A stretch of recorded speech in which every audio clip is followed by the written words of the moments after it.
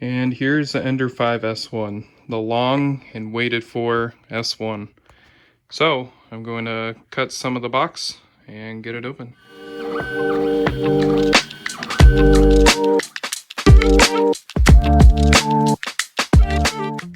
So we get greeted with this box. So let's open it up.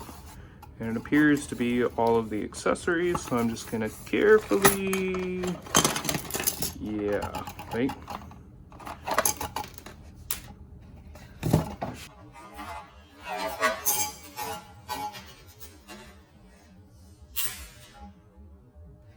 All right, PTFE tube, filament mount. We got a beautiful spatula. We got a heavier duty nozzle unclogger, it looks like. This is really sturdy. Got the power cable for US. And a bunch of other goodies in here. So I put everything back in the box. I'm gonna shuffle it back over. So in the quick start bag, you have the quick start guide, Creality's warranty service,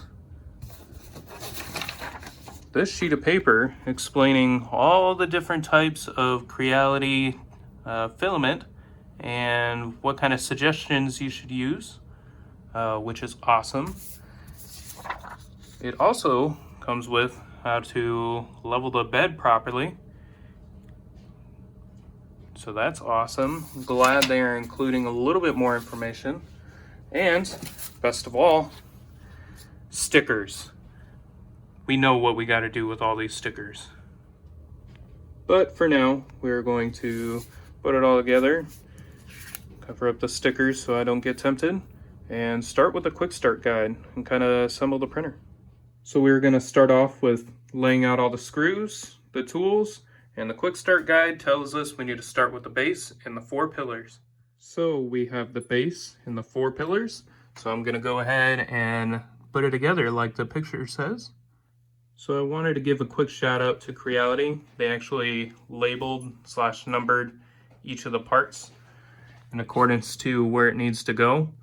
And these covers for the V slots are actually metal, so they will last a lot longer and don't burn up, get scratched up if they were plastic, any of that. So this is definitely a better upgrade. Good job. I have 1 post installed, 2 posts installed. While I was installing the 3rd post, which is the front left corner, I was having a bit of trouble, and this right here, this cover is a V-slot cover. So it's actually covering the screws and the screw holes. So I actually had to slide it down. So please keep that in mind while you're installing. All 4 posts are properly installed in all the corners, in the correct corners. So now to move to the next step. Wow, Creality, this is one gorgeous printer so far. Just look at this. The one thing I noticed, which kind of shocked me, was that the air duct is FDM printed.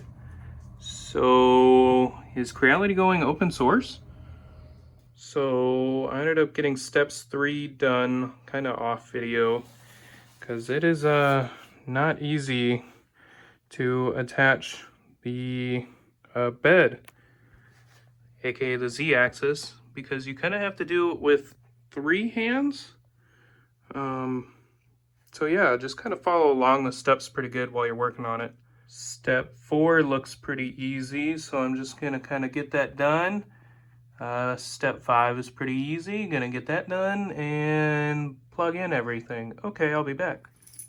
And the printer is built. I'm gonna kind of compare it to other printers that I have. To the left, I have an Ender 3 V2. As you can see, it's about the same height. It should be about the same build volume in this case. And then to the right, we have its big brother, which would be the Ender 5 Plus. This is all stock besides the upgraded direct drive. And as you can see, they are both pretty massive in build frames. So it is time to turn this bad boy on. On the left you have the power input along with the power switch. Go ahead and flick it on. Make sure you have the correct voltage set for your country. You can hear the CR touch engaging and the beautiful Creality logo logging in.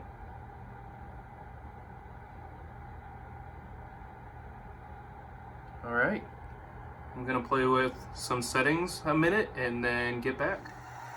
So while it's auto bed leveling right now, I kind of wanted to make a quick mention that it actually had filament extrude out of the nozzle, while of course I already wiped it away. If I can get it to focus.